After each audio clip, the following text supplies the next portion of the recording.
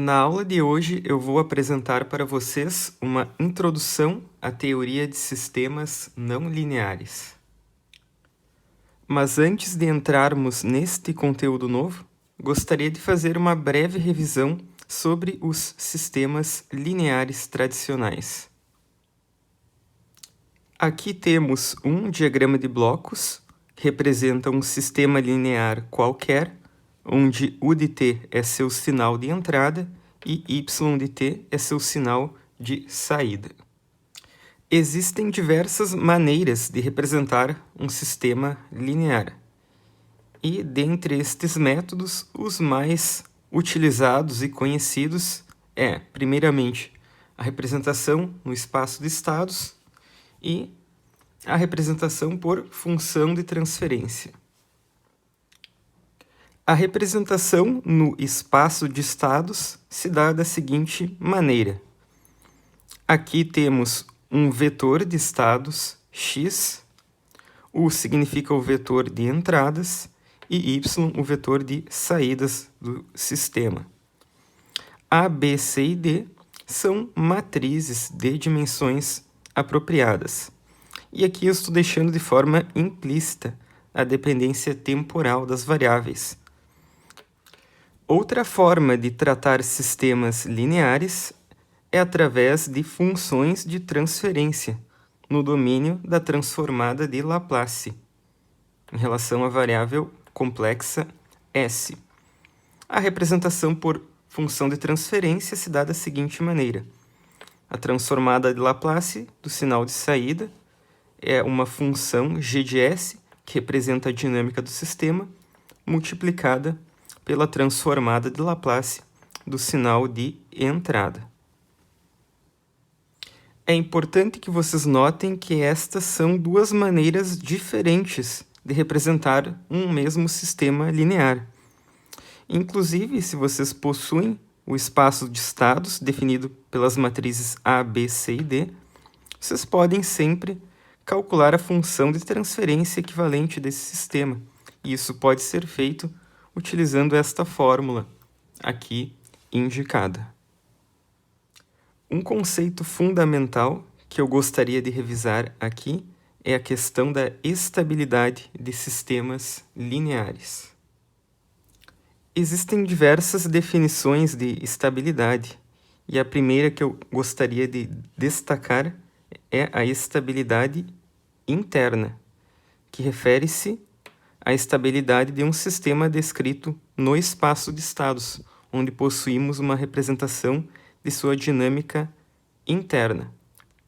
E para que um sistema seja internamente estável, consideramos que não há aplicação de um sinal de entrada, ou seja, a entrada é deixada igual a zero, e um sistema ele é dito internamente estável se para qualquer condição inicial x no instante zero, a trajetória dos estados converge assintoticamente para zero. E isso será verdade sempre que a matriz A tiver autovalores com parte real negativa, certo? Então, a condição para estabilidade interna está escrita aqui embaixo. Os autovalores da matriz A, aqui representado pela função EIG, do inglês Eigenvalues. Então, os autovalores da matriz A devem ter parte real menor do que zero. E vale destacar, sempre que um sistema for internamente estável, ele automaticamente será estável do ponto de vista da entrada para a saída, que é outro conceito de estabilidade, a estabilidade BIBO, Bounded Input, Bounded Output. Este outro conceito de estabilidade, chamada BIBO, diz que um sistema é estável sempre que a saída for limitada para qualquer sinal de entrada limitado que é aplicado neste sistema. Bom, a forma de avaliar a estabilidade BIBO é algo já bem conhecido de vocês. Devemos analisar os polos da função de transferência desse sistema. E, caso todos os polos tenham parte real negativa, um sistema é dito biboestável. E quero destacar novamente, sempre que um sistema for internamente estável, ele automaticamente será biboestável. Porém, o inverso não é verdade. Então, é importante que vocês tenham em mente bem claro esta relação. Como vocês puderam perceber, a teoria de sistemas lineares é bem completa. Temos condições bem precisas para determinar a estabilidade de um sistema. O mesmo não ocorre em geral para sistemas ditos não lineares, conforme aqui representado. Em primeiro lugar, sistemas não lineares são representados somente no espaço de estados. Aqui não temos como montar aquela representação no domínio da frequência, visto que a transformada de Laplace é uma operação linear e aplica-se exclusivamente para sistemas lineares. Vocês podem perceber aqui que a construção do espaço de estados não linear é bem similar ao espaço de estados tradicional linear.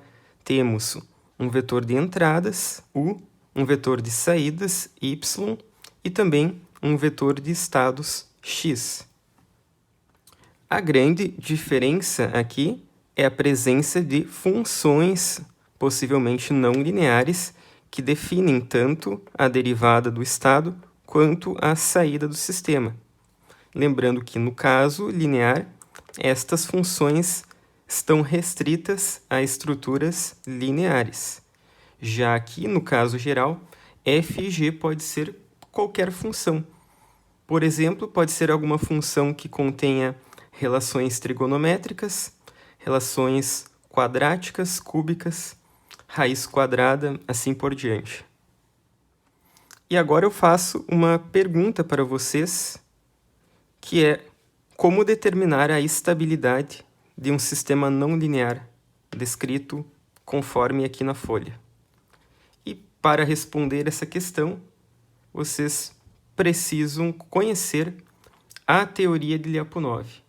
E o intuito desta aula é apenas fazer uma breve introdução a este tema, que é bastante complexo e exigiria um elevado número de aulas para a gente discutir a fundo todos os detalhes da teoria de Lyapunov. Tá? Mas quero que vocês saibam que agora, para lidar com sistemas não lineares, ferramentas totalmente novas devem ser utilizadas. Todos aqueles conceitos baseados no domínio da frequência aqui não mais valem neste contexto não linear, certo? Dito isso, é importante enfatizar que, na verdade, existe uma maneira de aproveitar a teoria de sistemas lineares para aplicar em sistemas não lineares. E isso é feito com base no procedimento de linearização, que vamos aprender na aula de hoje. O que significa linearizar um sistema? É encontrar uma aproximação linear de um sistema originalmente descrito neste formato.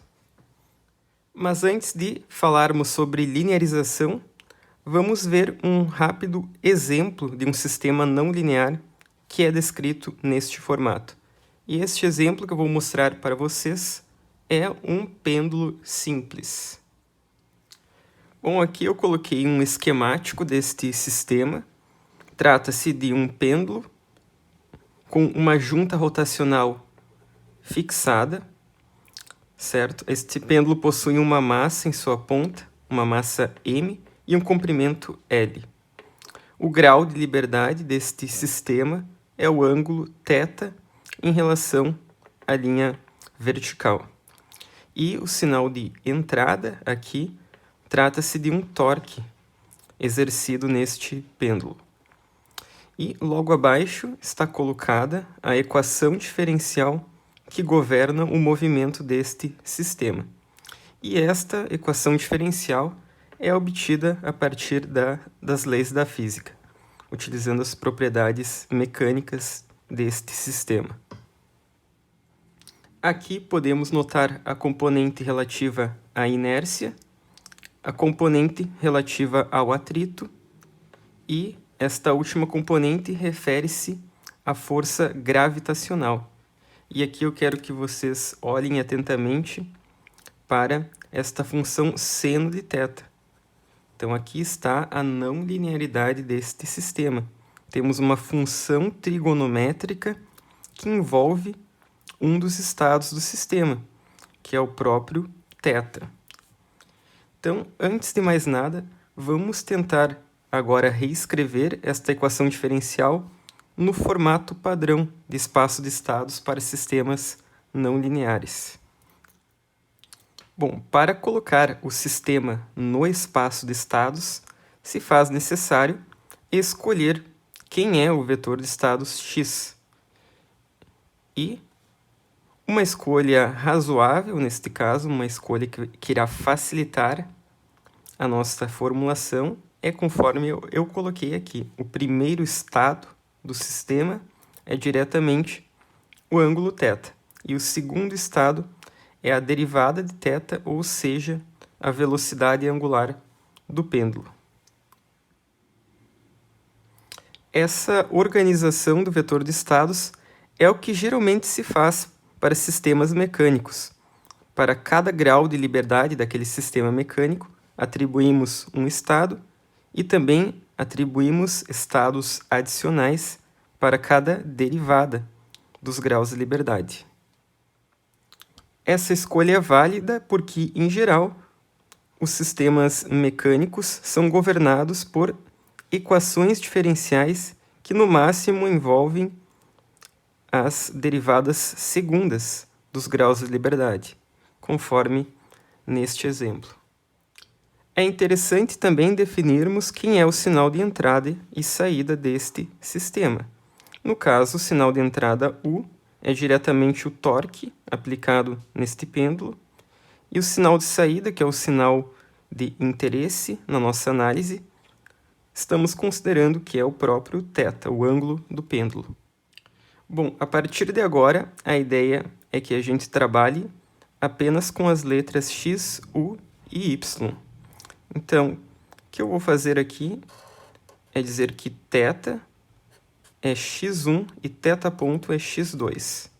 Então, θ é o primeiro estado, θ ponto é o segundo estado. O vetor x é de dimensão 2. Assim, podemos reescrever a equação original utilizando somente a simbologia padrão do espaço de estados. Certo? Vamos voltar aqui e reescrever esta equação. ml θ dois pontos vai ficar ml. θ dois pontos é a mesma coisa que x2 ponto. x2 derivado uma única vez. Então, θ dois pontos vira x2 ponto. Mais bl θ ponto. Θ ponto é o próprio x2. Então, mais bl x2. mg seno de θ vai virar mg seno de x1. Então, mais mg seno de x1. E o torque tal vai virar U.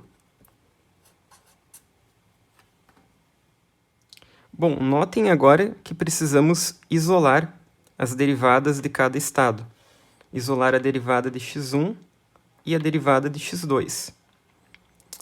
Ora, a derivada de x1 ponto, é o próprio x2. Então, esta primeira equação do sistema já vem direto desta definição do vetor x. Então, eu vou colocar aqui, ó, x1 ponto é diretamente igual a x2. E x2 ponto? Quem é o x2 ponto? x2 ponto vem desta equação aqui de baixo. A única coisa que precisamos fazer é isolar os x2 pontos aqui, colocando esses dois elementos à direita e passando o ml para o outro lado, dividindo. Certo? Então, vou fazer isso e colocar aqui. Bom, aqui eu coloquei o x2 ponto isolado, fica menos b sobre mx2, menos G sobre L seno de x1, mais 1 sobre ml vezes o sinal de entrada U. Então, agora, temos a definição completa desta primeira equação do espaço de estados, x ponto igual a f de x, U. Aqui temos o x ponto, que é a combinação de x1 ponto com x2 ponto. E aqui temos a função dinâmica do sistema. É uma função que depende do estado e da entrada de controle. É uma função vetorial. Certo? Então, esta aqui é a f de x e u. X ponto igual a f de x e u. Notem que podemos colocar qualquer sistema neste formato. Temos a liberdade de colocar qualquer função que dependa do estado da entrada, mesmo neste caso onde temos uma dependência trigonométrica, seno de x1. E notem que este tipo de não linearidade não seria possível tratar no espaço de estados convencional, onde x ponto é ax mais bu. Não teríamos como acomodar seno de x1 naquele formato. Por isso que o sistema, neste caso, é dito não linear. Bom, eu organizei as equações deste modelo do pêndulo simples em uma nova folha, onde aqui eu coloquei a equação de forma melhor expandida, certo? x1 ponto igual a x2, x2 ponto igual àquela expressão que deduzimos anteriormente. E o que estava faltando antes era colocar a equação relativa ao sinal de saída. Neste caso, a saída y é diretamente o ângulo θ do pêndulo, que é o estado x1. Então, y igual a g de x, aqui é nada mais do que y igual a x1. Então, aqui está o espaço de estados não linear completo deste sistema, que é um pêndulo simples. Antes de começarmos a falar sobre a estabilidade de sistemas não lineares, é importante que vocês entendam muito bem o conceito de ponto de equilíbrio. Isso se faz necessário porque as definições de estabilidade para sistemas não lineares são relativas ao ponto de equilíbrio. Então, a gente não vai mais falar em estabilidade do sistema, mas sim vamos falar da estabilidade de um determinado ponto de equilíbrio daquele sistema. Ok? Mas, afinal de contas, o que é um ponto de equilíbrio? Então, aqui eu coloquei a definição matemática formal deste conceito. Significa um conjunto de valores para cada estado e cada entrada do sistema, tal que a função dinâmica é zerada, o que se traduz em uma condição em que o sistema não se movimenta. Ora, se as derivadas x ponto ficam iguais a zero, isso é um sinal que o sistema está equilibrado, não possui nenhum movimento. Portanto, um ponto de equilíbrio de um sistema é aquele determinado conjunto de valores que mantém o sistema equilibrado, que mantém o sistema estático, sem apresentar nenhum movimento. Não há nada melhor que um exemplo para que isso tudo fique mais claro. Então, peço que vocês tentem fazer o seguinte exercício.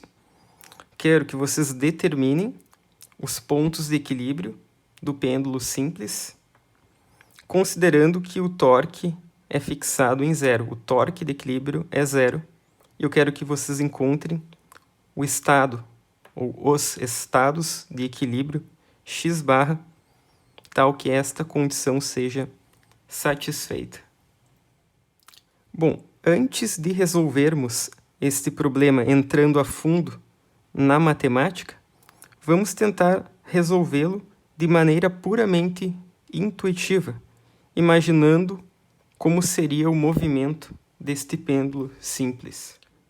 Vocês conseguem de antemão imaginar quais as condições em que o pêndulo permanece equilibrado? Então vamos fazer um pequeno exercício mental, vamos mentalizar um pêndulo oscilando em uma junta rotacional fixada.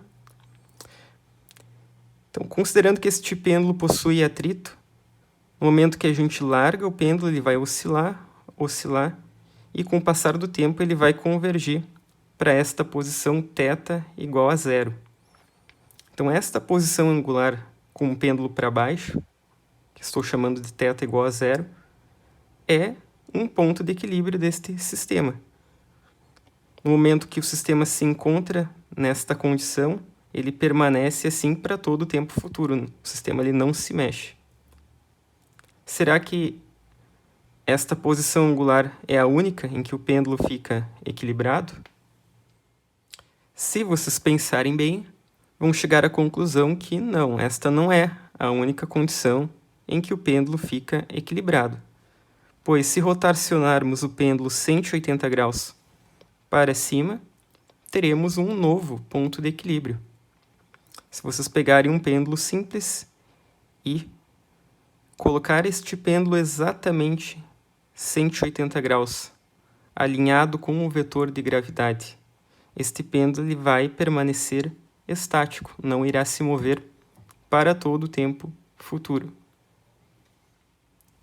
Contudo, quero que vocês já notem que existe uma diferença fundamental entre o ponto de equilíbrio do pêndulo para baixo e o ponto de equilíbrio com o pêndulo para cima.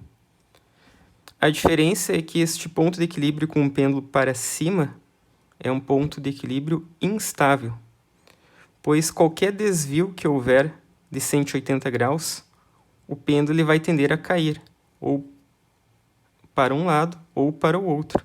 Então, se vocês colocarem o pêndulo 179,999 graus, o pêndulo ele vai lentamente se mover até que ele cai e começa a oscilar. Então, para que o sistema ele fique equilibrado, temos que colocar o pêndulo exatamente naquele valor de equilíbrio. O que não ocorre com o ponto de equilíbrio para baixo. Este ponto de equilíbrio é estável, pois se colocarmos uma leve perturbação nesta condição, o pêndulo ele vai oscilar e, com o passar do tempo, ele vai retornar à posição de equilíbrio. Então, o pêndulo é atraído para este ponto de baixo e ele é repelido deste outro ponto de equilíbrio para cima. Então, aí está a importância de trabalharmos com o conceito de estabilidade relativo ao ponto de equilíbrio. Este mesmo pêndulo, que é um dos sistemas mais simples, um sistema não linear, contudo simples, apresenta esta peculiaridade, onde ele possui um comportamento estável para baixo e um comportamento instável em relação ao outro ponto de equilíbrio para cima. Então agora vamos tentar aplicar a matemática, tentar calcular estes pontos de equilíbrio do pêndulo para baixo e para cima. Agora tentar chegar a esta conclusão de forma puramente matemática pela aplicação desta relação de equilíbrio. Ok, o que eu fiz aqui então foi aplicar esta fórmula. Eu peguei a equação dinâmica do sistema, troquei x1 e x2 por x1 barra e x2 barra, assim como troquei u por u barra. Então, eu só peguei aquela equação original, só troquei a simbologia, para indicar que agora estamos falando de uma condição no equilíbrio. E o x ponto, tanto x1 ponto quanto x2 ponto, são trocados por zero.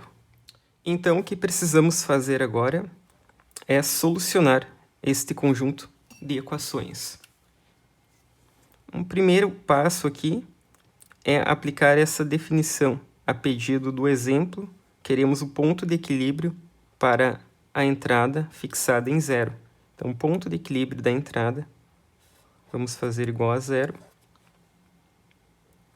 E notem que o ponto de equilíbrio do estado x2 já é prontamente solucionado nesta primeira equação. O ponto de equilíbrio de x2 é igual a zero. E isto tem uma interpretação prática muito clara. x2 é a rotação do pêndulo, é o θ ponto. Então, para que o pêndulo esteja em uma condição de equilíbrio, ele não deve estar rotacionando. A derivada do ângulo deve necessariamente ser igual a zero. Então, com base nesta primeira conclusão, vamos agora aqui embaixo e podemos também desprezar este outro termo, que contém x2 barra. É zero. E no final das contas, notem que a solução para o ponto de equilíbrio x1 barra é dado pela solução da equação seno de x1 barra igual a zero.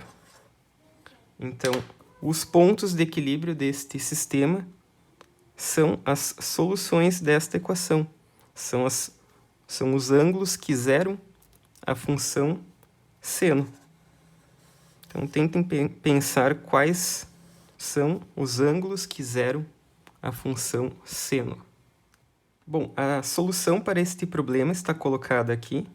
Estou considerando ângulos aqui em radianos, certo? Então, os ângulos que zeram a função seno é zero, mais ou menos π, mais ou menos 2π, 3π e assim por diante. Agora, vamos tentar associar estes valores numéricos com a nossa intuição, com aquele exercício mental onde a gente visualizou a movimentação do pêndulo. Então, ângulo zero é a condição inicial. Considerando o sentido anti-horário, aqui temos a condição de equilíbrio π, que é aquela condição instável. Então, se rotacionarmos mais 180 graus ou mais π radianos, temos outro ponto de equilíbrio 2π, que significa uma volta completa do pêndulo. Então, 0 e 2π fisicamente representam a mesma condição, mas matematicamente temos este efeito que representa que o pêndulo realizou uma volta completa e retornou na mesma posição. E o mesmo ocorre infinitamente. Então, temos 0, 2π, mais uma volta 4π, e a mesma coisa em relação ao ponto de equilíbrio de cima. π mais 3π mais 5π e assim por diante. E o mesmo para ângulos negativos. Então, por isso que eu coloquei aqui 0, mais e menos π, mais e menos 2π e assim por diante. Agora vamos falar um pouco sobre as diversas definições de estabilidade de um ponto de equilíbrio. Existem 3 diferentes categorias de estabilidade para um determinado ponto de equilíbrio, conforme aqui escrito. E para que vocês entendam melhor o que se trata cada um destes conceitos, estou colocando aqui abaixo o chamado diagrama de fase. Um diagrama de fase é uma forma gráfica de interpretar a dinâmica de um determinado sistema não linear. E aqui, para que esta representação gráfica seja viável, estamos assumindo que o sistema é de segunda ordem. Então, este eixo horizontal representa o primeiro estado, o eixo vertical representa o segundo estado. Observem que o diagrama de fase não apresenta a variável de tempo. A variável de tempo está aqui implícita. O sistema ele mostra a relação entre os estados do sistema e vai mostrar para uma determinada condição para onde que esse sistema ele vai se movimentar. Logicamente, nos pontos de equilíbrio, onde a F é igual a zero, Nestas condições de equilíbrio, o sistema não se movimenta. Então, para sinalizar um ponto de equilíbrio, podemos colocar um ponto no diagrama de fase. Em qualquer outra localidade que não seja um ponto de equilíbrio, o diagrama de fase representa um vetor, com sentido, direção e magnitude, que vai indicar para onde o estado do sistema irá se mover conforme o tempo vai passando. Então, o diagrama de fase, como vocês podem perceber, é nada mais do que uma representação de um campo vetorial, o campo vetorial F, que rege a dinâmica do sistema. Por exemplo, seguindo a estrutura deste diagrama de fase aqui representado, se o estado do sistema é este aqui, o sistema permanecerá em equilíbrio, irá permanecer nesta condição para todo o tempo futuro. Porém, se o estado encontra-se nesta localização, o sistema irá se mover conforme as linhas de fluxo, que são dadas pelo campo vetorial F. E conforme aqui graficamente representado, o estado do sistema se move nesta direção. Então, aqui estamos vendo que, ao nos afastarmos levemente deste ponto de equilíbrio, o sistema ele tende a fazer com que o estado seja repelido deste ponto de equilíbrio. E isto é a definição de instabilidade, é a primeira colocada aqui. Então, quando um diagrama de fase apresenta este comportamento na vizinhança de um ponto de equilíbrio, aquele ponto de equilíbrio é dito instável. Agora vamos considerar a lógica inversa, conforme aqui, neste caso, número 3. Neste caso, vocês podem perceber que, em condições, em estados próximos a este outro ponto de equilíbrio, a dinâmica do sistema tende a levar o estado para o estado de equilíbrio. O sistema ele se aproxima assintoticamente do ponto de equilíbrio. E esta é a definição de estabilidade assintótica. Pode ser que o sistema ele nunca chegue exatamente naquele ponto de equilíbrio, mas com o passar do tempo, a trajetória ela vai se aproximando cada vez mais deste ponto. E o limite para o tempo tendendo ao infinito é o ponto de equilíbrio. Se vocês lembrarem do exemplo anterior, onde tratamos o pêndulo simples, vão notar que aqueles pontos de equilíbrio para baixo, 0, mais ou menos 2π, mais ou menos 4π, são pontos de equilíbrio deste tipo, assumindo que o pêndulo possui atrito, que vai fazer com que o sistema perca energia, dissipe energia com o passar do tempo e que sua oscilação vá diminuindo até que, no limite, para o tempo tendendo ao infinito, o sistema ele chega naquela condição de equilíbrio. E também neste sistema podemos perceber a presença de pontos de equilíbrio instáveis, que são aqueles em mais ou menos π, mais ou menos 3π, 5π, assim por diante. Vimos que, colocando uma pequena perturbação naquela condição, isso vai fazer com que a trajetória do sistema se afaste daquele ponto. Ou seja, é um ponto de equilíbrio que tem uma tendência a ser repelido. As trajetórias são repelidas daquele ponto, exatamente conforme aqui esquematizado. E a questão que ficou faltando aqui discutir é a estabilidade simples. Quando que um ponto de equilíbrio é dito somente estável? Qual a diferença entre a estabilidade assintótica e a simples estabilidade?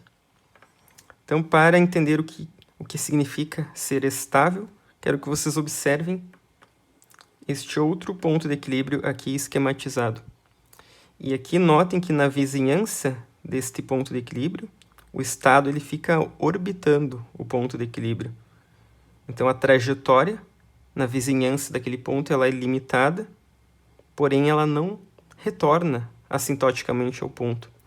Então temos estabilidade, a trajetória ela não é totalmente expelida, ela não é um comportamento estável, a trajetória ela fica orbitando de forma limitada aquele ponto.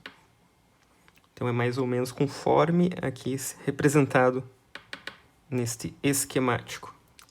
Vocês conseguem na prática mentalizar algum caso em que há um ponto de equilíbrio estável e não assintoticamente estável? Para isso, vocês devem imaginar um pêndulo que não contenha atrito. Um pêndulo sem atrito, vocês vão levantar o pêndulo em determinado ângulo e, ao soltar, o pêndulo ele vai oscilar de forma persistente, sem dissipar energia. Então, temos um sistema mecânico que conserva a energia de forma perfeita. E é exatamente o caso aqui retratado. O sistema ele ainda contém um ponto de equilíbrio em θ igual a zero, que é um ponto estável, e as trajetórias elas ficam orbitando no entorno daquele ponto. Então, isto significa que um ponto de equilíbrio é somente estável e não assintoticamente estável. Bom, uma pequena observação. Aqui eu tentei passar para vocês estas definições de estabilidade de maneira puramente gráfica, para que vocês tenham um entendimento mais claro do que se trata cada um destes conceitos. Se porventura vocês quiserem saber como é a definição rigorosa e formal do ponto de vista matemático, sugiro que vocês deem uma lida no livro Non-Linear Systems, do Khalil. O que eu vou apresentar na sequência é uma metodologia para que vocês tenham condições de avaliar se determinado ponto de equilíbrio de um sistema linear é instável ou assintoticamente estável. Então, esta metodologia vem do chamado método indireto de Lyapunov. É um método baseado na linearização do sistema. O que nós vamos fazer é encontrar uma representação linear de um sistema no entorno daquele ponto de equilíbrio de interesse, pois sabemos que em regiões suficientemente próximas de um determinado ponto de equilíbrio, a dinâmica do sistema pode ser considerada linear. Podemos desprezar os efeitos das não linearidades. Isso vai permitir classificar o sistema como instável, assintoticamente estável, ou este método pode levar a uma conclusão nula. Podemos não chegar a nenhuma conclusão a respeito daquele ponto de equilíbrio. Para tratar estes casos inconclusivos, nós temos o método direto de Lyapunov. Mas eu não vou chegar a abordar o método direto de Lyapunov nesta aula, pois exigem um entendimento muito mais complexo da matemática toda, das definições de estabilidade. Então veremos no início algo bem mais simples, que é o método indireto, baseado na linearização do sistema.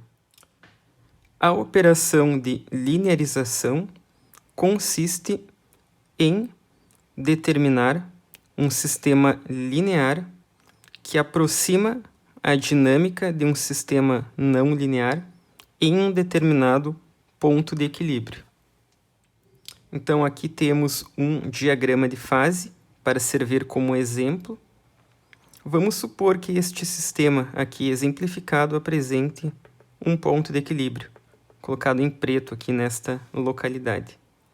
E vamos supor que estamos interessados em linearizar a dinâmica do sistema no entorno deste ponto de equilíbrio.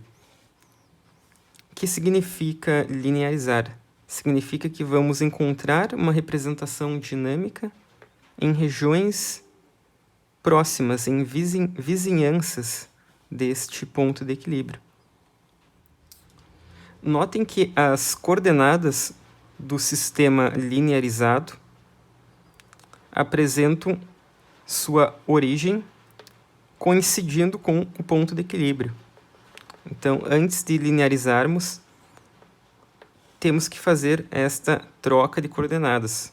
O estado ΔX é o estado do sistema linearizado, é o estado absoluto do sistema menos a condição de equilíbrio.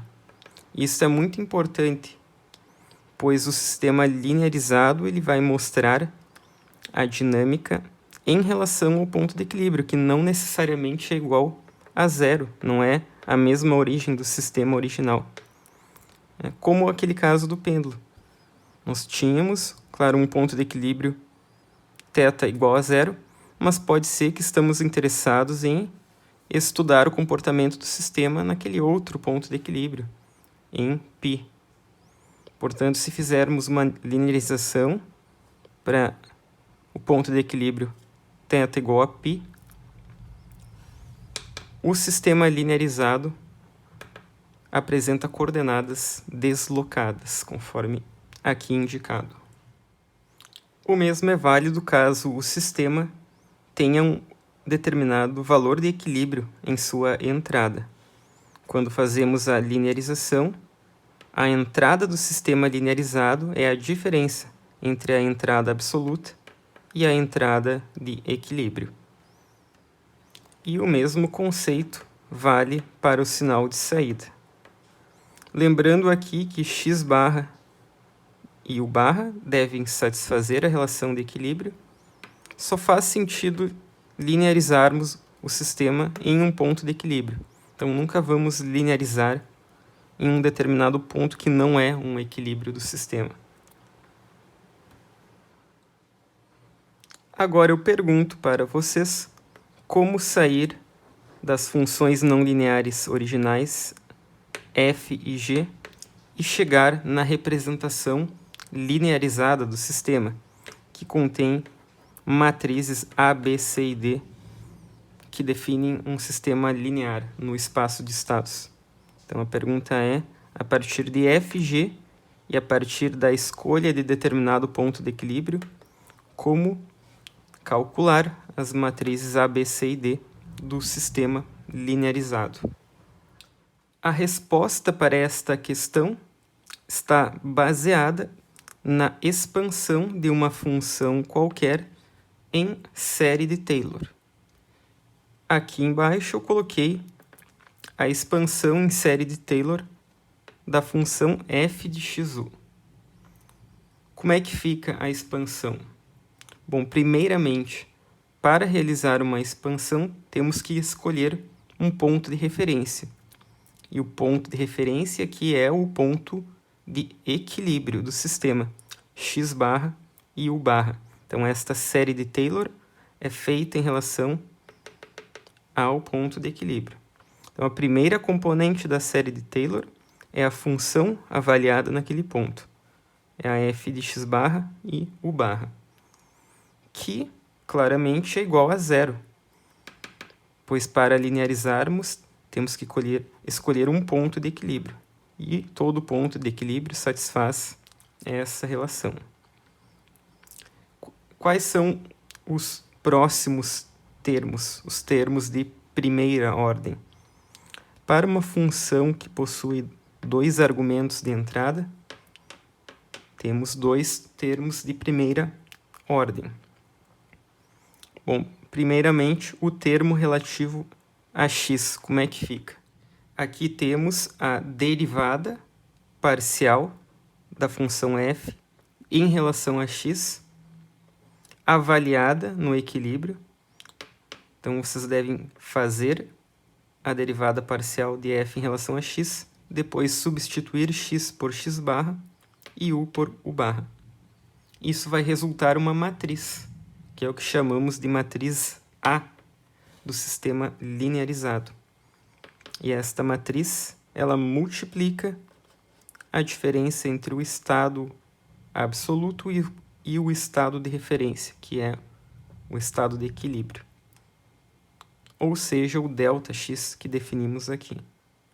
Então, a componente de primeira ordem da expansão de Taylor relativa ao argumento x é A vezes ΔX, onde a matriz A é o resultado desta operação de derivação e substituição.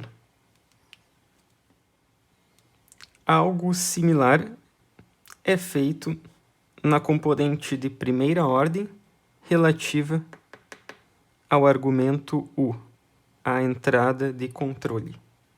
A diferença aqui é que a derivada parcial da função f é feita em relação ao sinal U, que vai multiplicar agora U menos U barra, que é ΔU. Então, temos A ΔX mais B ΔU. Obviamente, a expansão de Taylor gera uma série infinita. Assim como temos aqui os termos de primeira ordem, teremos termos de segunda, terceira, quarta ordem e assim por diante. Todos esses termos de alta ordem estão representados aqui nesta sigla, TAO, termos de alta ordem. Será que podemos simplesmente desprezar o efeito destes termos de alta ordem? O que vocês conseguem imaginar em relação a isso?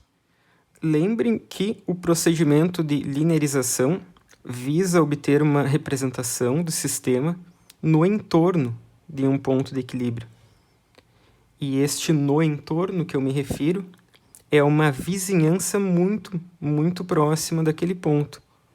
Uma diferença infinitesimal daquele ponto de equilíbrio. E quando estamos muito próximos do ponto de equilíbrio, estes termos de alta ordem, eles perdem o seu efeito. O sistema ele é regido somente pelas componentes de primeira ordem. Então, sim, podemos descartar os termos de alta ordem, supondo que estamos trabalhando na vizinhança, muito próxima daquele ponto de equilíbrio. Isso que eu acabei de comentar é uma das grandes desvantagens em se utilizar o método da linearização, pois estamos eliminando todo o efeito do sistema quando distante daquele ponto de equilíbrio. Esta representação linearizada ela só é fiel em regiões bem próximas ao ponto de equilíbrio. Conforme vamos nos afastando, este modelo linearizado ele já começa a ser bem diferente da dinâmica original do sistema. Então, deve-se ter muito cuidado ao utilizar modelos linearizados. Vocês devem ter em mente que ele só é válido para regiões próximas do ponto de equilíbrio. Aqui eu mostrei a expansão em série de Taylor para a função f, e o mesmo pode ser feito para a função g da saída, que vai gerar os termos c vezes ΔX mais d vezes ΔU. É a diferença que vocês vão derivar a função g aqui. Em uma nova folha, eu coloquei as fórmulas para calcular as matrizes A, B, C e D pela regra da expansão de Taylor que deduzimos anteriormente.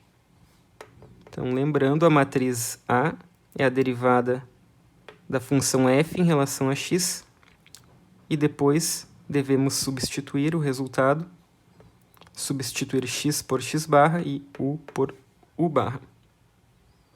Procedimento similar para B, C e D. Algo que ficou faltando esclarecer é a forma de calcular este tipo de operação, a derivada parcial de uma função vetorial em relação a um vetor que é o seu argumento. Esta operação que também é chamada muitas vezes de jacobiana de uma função.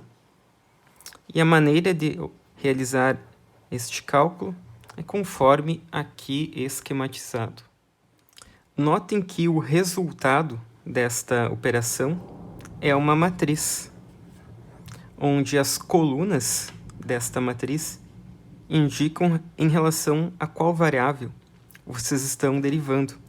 Na primeira coluna temos derivadas em relação a x1, na segunda derivadas em relação a x2 e assim por diante. E as linhas indicam qual linha da f vocês estão fazendo a derivada.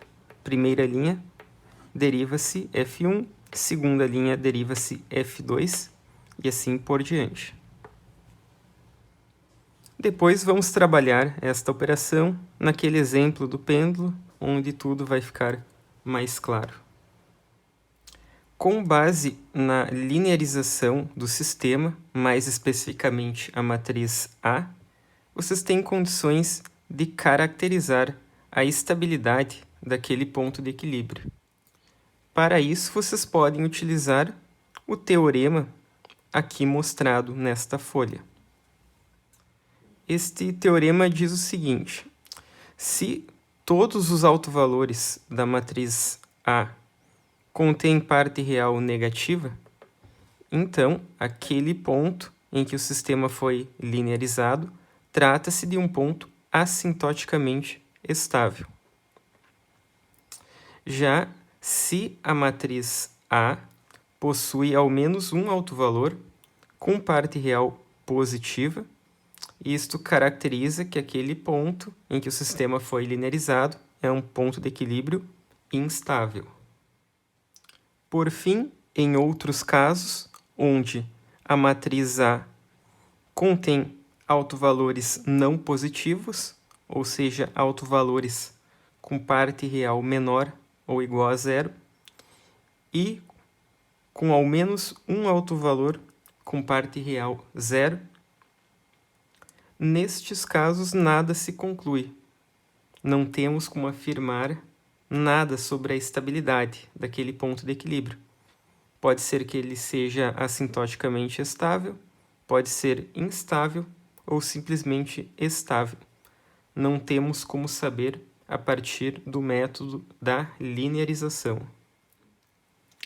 Isso acontece porque, nestes casos, a ação do sistema está nas componentes de maior ordem, que são eliminadas na linearização.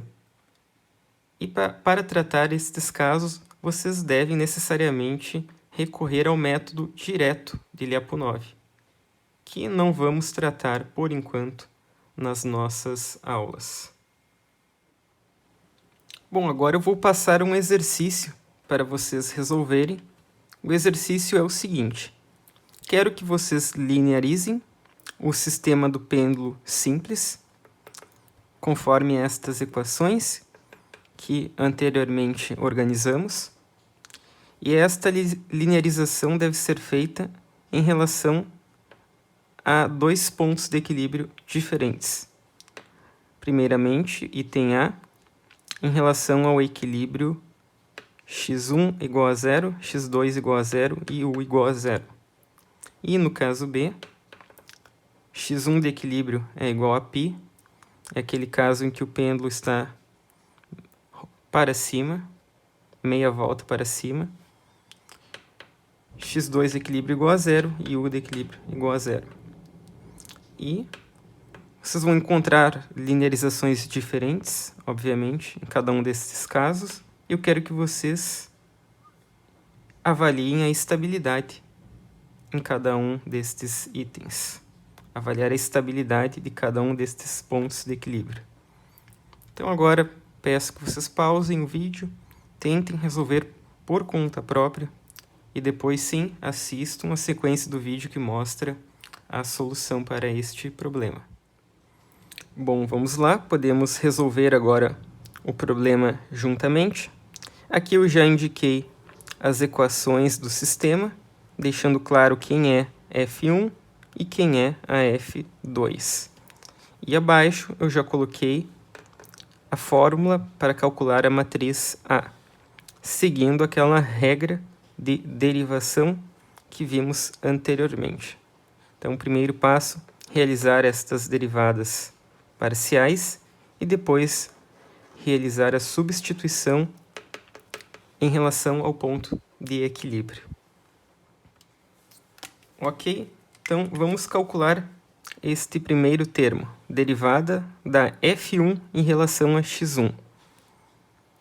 Ora, F1 é igual a x2. x2 não depende de x1. Então, esta derivada é igual a zero. Agora, vamos fazer este outro elemento ao lado. Derivada de F1 em relação a x2. F1 é igual a x2. Então, x2 derivado em relação a x2 é simplesmente 1. Agora, vamos resolver este elemento do canto aqui. Derivada de F2 em relação a x2. F2 é esta expressão aqui de baixo. O único termo que depende de x2 é este aqui, menos b sobre mx2. Aqui nada depende de x2, não interessa. E este termo só depende de u, então não nos interessa. O resultado da derivada então, de f2 em relação a x2 é simplesmente menos b sobre m. E, por fim, o caso mais interessante eu deixei por último, a derivada de f2 em relação a x1, onde agora vai aparecer o efeito da não linearidade do sistema. O termo da f2, que depende de x1, é este aqui, g sobre L seno de x1. Então, como é que fica a derivada de seno de x1 em relação a x1? A derivada de uma função seno é a função cosseno. Então, o resultado aqui é menos g sobre L cosseno de x1. E notem que este termo é dependente do estado, diferentemente dos outros, onde temos um valor constante. Por isso que após derivar, temos que fazer uma segunda etapa, que é a substituição. Trocar cada x e cada u por seu respectivo valor no equilíbrio. Vou colocar aqui esta operação de substituição.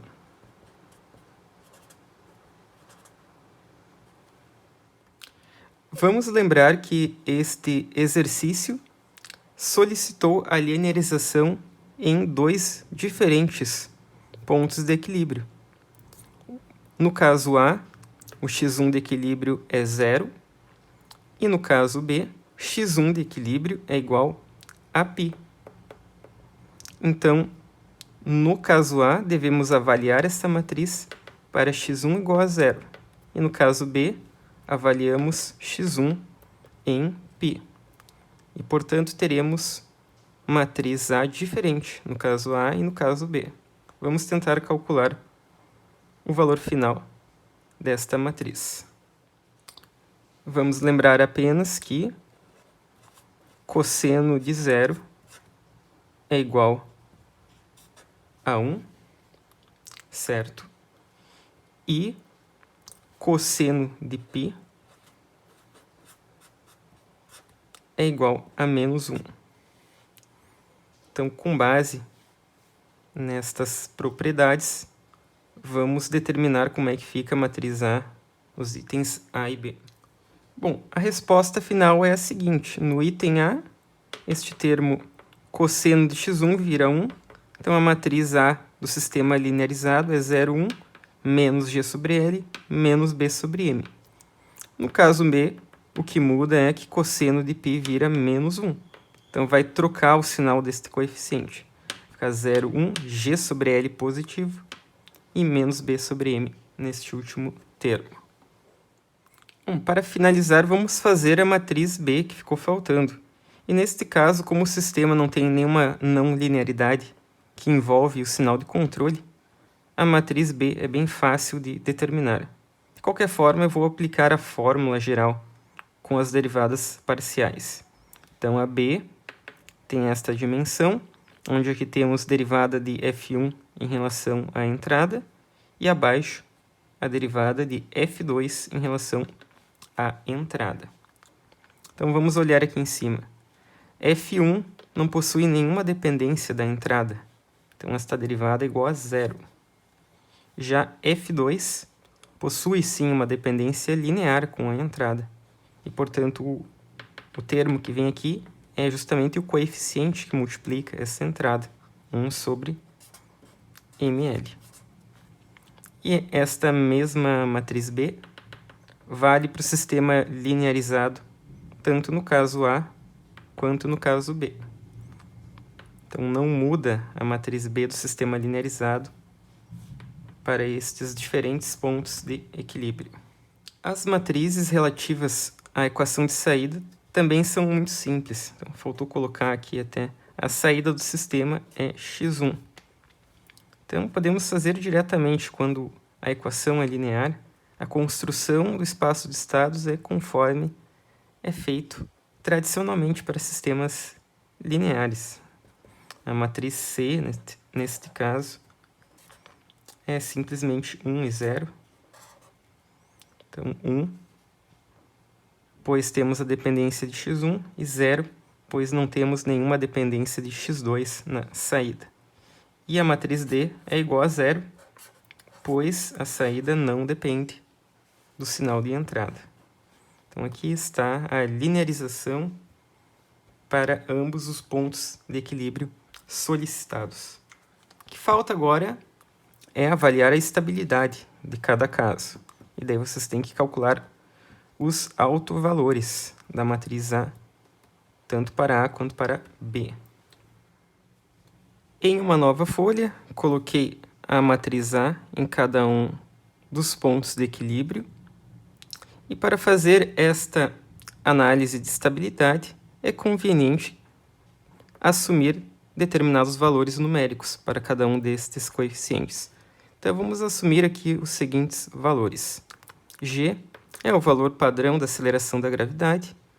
L, B e M, vamos colocar o valor unitário.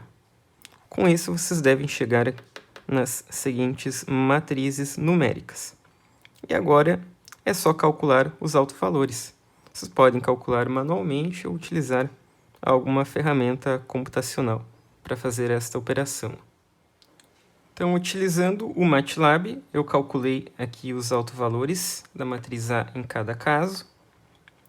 No primeiro item, os autovalores são os seguintes: menos 0,5 mais ou menos 3,1J arredondando. E aqui basta observarmos que a parte real de ambos os autovalores é negativa. Quando todos os autovalores da matriz linearizada são negativos, podemos concluir que aquele ponto de equilíbrio é estável assintoticamente. Já no segundo ponto de equilíbrio, os autovalores da matriz A são os seguintes: 2,67 e menos 3,67, arredondando também os valores. E aqui observamos a presença de ao menos um autovalor com parte real positiva. Então, se existe pelo menos um autovalor com parte real positiva, isto caracteriza automaticamente que aquele ponto de equilíbrio é instável. Então, aqui está a conclusão final. Em muitas aplicações práticas, queremos que o sistema mantenha-se estabilizado em um determinado ponto de equilíbrio que é naturalmente instável. E isso só pode ser feito a partir de um controle estabilizante. Um controle que vai assegurar a estabilidade daquele sistema no entorno daquele ponto de equilíbrio. Um exemplo clássico neste sentido são aqueles sistemas denominados Segway, que funcionam de forma muito parecida com um pêndulo. Nestes sistemas, o objetivo é manter o veículo equilibrado em um ponto que é naturalmente instável. Então, um Segway, para manter o seu equilíbrio, necessita um controle ativo para manter a estabilidade naquele ponto de operação. Para projetar um controle estabilizante por realimentação de estados, considerando que o sistema original possui dinâmica não linear, vocês devem realizar o seguinte procedimento. Então, o primeiro passo é obter o modelo não linear do sistema. E como vamos trabalhar com realimentação direta de estados, não precisamos aqui nos preocupar com a equação de saída, apenas esta já é suficiente. Após, vocês devem selecionar o ponto de equilíbrio de interesse, aquele ponto que o sistema deve operar, e realizar a linearização da dinâmica do sistema no entorno daquele ponto de equilíbrio, assim obtendo uma matriz A e B que representa a dinâmica linearizada.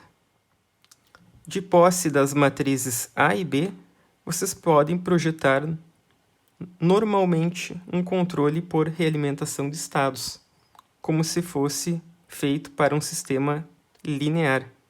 A diferença é que este controle é projetado para a versão linearizada daquele sistema que é originalmente não linear. A lei de controle, que eu vou aqui discutir com vocês, é a seguinte: o ΔU é feito igual a menos K vezes o ΔX, onde K é uma matriz de ganhos a ser projetada. Como vocês devem projetar esta matriz K? É muito simples o procedimento. Então, aqui eu coloquei como fica a dinâmica em malha fechada, a dinâmica linearizada do sistema em malha fechada. Então, eu peguei a lei de controle, ΔU apliquei aqui, coloquei ΔX em evidência. E assim vocês podem perceber que ΔX ponto é A menos BK vezes ΔX. Então, em malha fechada, o sistema linearizado é regido pela matriz A menos BK. Sendo assim, podemos projetar o ganho K para alocar os autovalores de A menos BK e tornar este um ponto de equilíbrio assintoticamente estável. Se vocês possuem à disposição o software MATLAB, projetar um controle por realimentação de estados é muito simples. Vocês podem utilizar a função place do MATLAB, que realiza a alocação dos autovalores de A menos BK. O place já vai fornecer qual a matriz de ganhos K, que vai alocar os autovalores de A menos BK em locais desejados. E estes autovalores desejados vocês inserem aqui nesse terceiro argumento, a lista de autovalores a serem alocados. Para finalizar esta questão da implementação de controladores estabilizantes, eu gostaria de mostrar para vocês como que de fato deve ser implementada esta lei de controle do tipo ΔU igual a menos K ΔX. Então aqui eu estou expandindo ΔU, escrevendo através de sua definição original, U menos U barra, ou seja, o sinal de controle absoluto menos o seu valor no ponto de equilíbrio. E a mesma coisa para o ΔX. Estou reescrevendo ele como x menos o valor de x no equilíbrio. Isso é só para ficar claro que o sinal de controle de verdade absoluto é menos K, que multiplica a diferença dos estados, somado com o valor de equilíbrio do sinal de controle, que garante que aquele ponto de equilíbrio x barra seja, de fato, um ponto de equilíbrio. E logo abaixo aqui eu coloquei um diagrama de blocos que representa esta estrutura de controle. Então aqui temos x menos x barra, que gera o ΔX. ΔU é menos K vezes ΔX, então aqui temos o ΔU. E, por fim, o sinal de controle que deve ser entregue à planta é ΔU mais U barra. Então, agora vamos ver rapidamente um exemplo de projeto de controle para a estabilização de um ponto de equilíbrio instável. E aqui o objetivo é estabilizar o pêndulo simples na sua posição invertida, fazendo o clássico pêndulo invertido, que se assemelha ao Segway que discutimos anteriormente. Então, nesta situação, o ponto de equilíbrio alvo é o ângulo π em rotação zero, então x de equilíbrio, o vetor de estados de equilíbrio é este aqui, e o equilíbrio da entrada de controle do torque aplicado no pêndulo é zero. Bom, já havíamos feito a linearização do pêndulo simples neste ponto de equilíbrio. Então, aqui está a versão linearizada do sistema, suas respectivas matrizes A e B, considerando aqueles parâmetros que eu havia colocado anteriormente. G é 9,81, M, L e o fator de atrito B são iguais a 1. Para projetar a realimentação de estados, eu fui no software MATLAB e rodei a seguinte linha de comando. K igual a place, e coloquei como argumentos as matrizes A e B. E aqui eu estou forçando que o sistema linearizado em malha fechada contenha autovalores em -1 e -1,1. Ambos autovalores com parte real negativa, para garantir que aquele ponto de equilíbrio torne-se assintoticamente estável na malha fechada. E o quão negativo eu estou colocando refere-se ao quão rápido eu quero que a resposta acomode-se.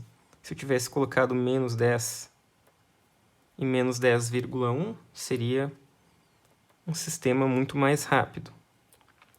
Detalhe importante, a função place não aceita alocação de polos ou autovalores repetidos. Então, se vocês querem autovalores que sejam próximos, temos que colocar necessariamente uma pequena diferença entre eles. Eles não podem ser exatamente iguais, senão a função place vai apresentar uma mensagem de erro. Então, rodando este comando no MATLAB, ele apresentou a seguinte resposta: o ganho de realimentação a ser aplicado no sistema é este aqui, 10,91 para o primeiro estado e 1,1 para o segundo estado. Então, por fim, vamos ver como que deve ser realizada a implementação da lei de controle.